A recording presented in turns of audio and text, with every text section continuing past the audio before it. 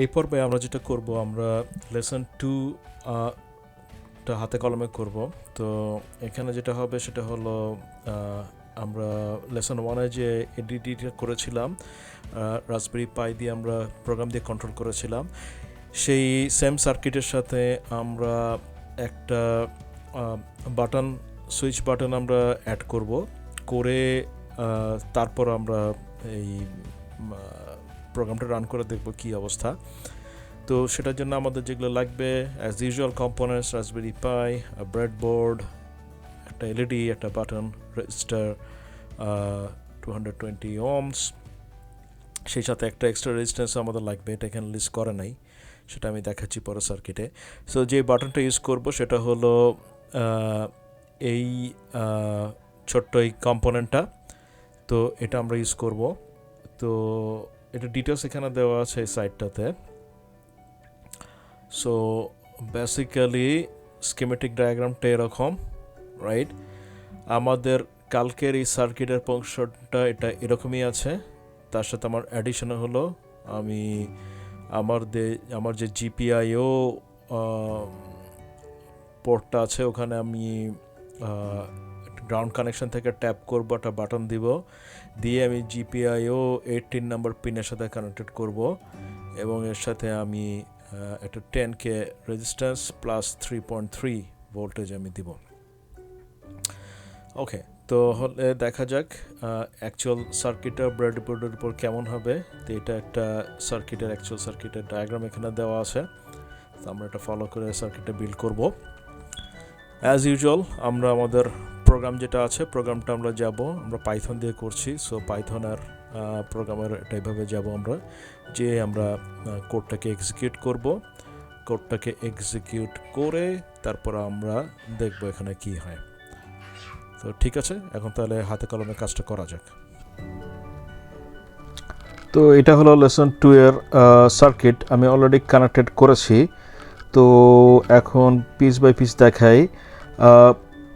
Lesson 1 এর circuit আমরা GPIO port 17 আমরা ইউজ করেছিলাম।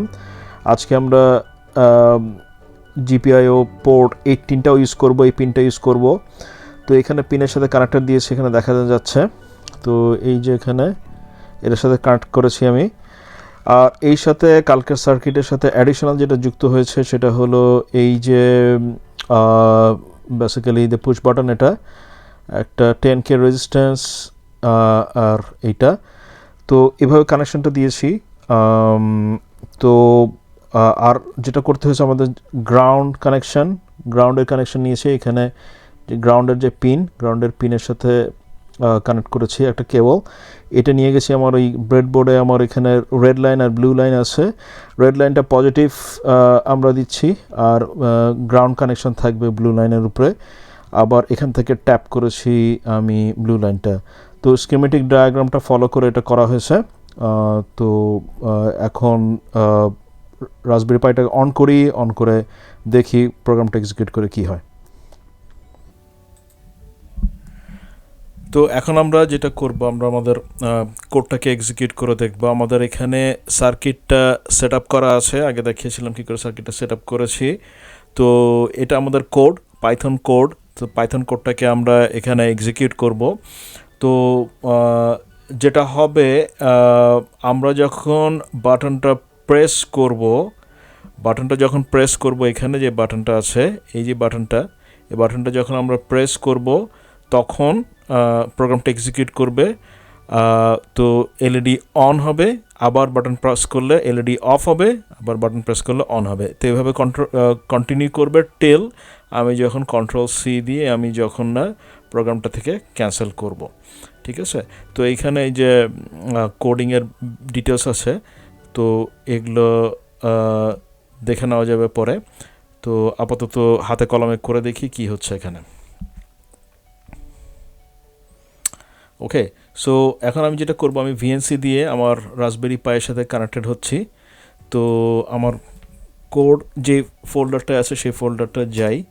তো আজকের আমার যে লেসনের কোডটা হলো 02 বাটন অ্যান্ড led.py, এটাকে আমরা এক্সিকিউট করব। তো হয়ে গেল এখানে। আমার এইটা হলো আমার কমান্ড, আমি প্রোগ্রামটা এক্সিকিউট করলাম। তো এটা ওয়েট করছে আমার ইনস্ট্রাকশনের জন্যে। তো আমি এখানে যে বাটনটা প্রেস করলাম, লাইট অন হলো, আবার প্রেস করলাম, খুব সফট এটা সেজন্য ডাবল প্রেস হয়ে গেছিলো।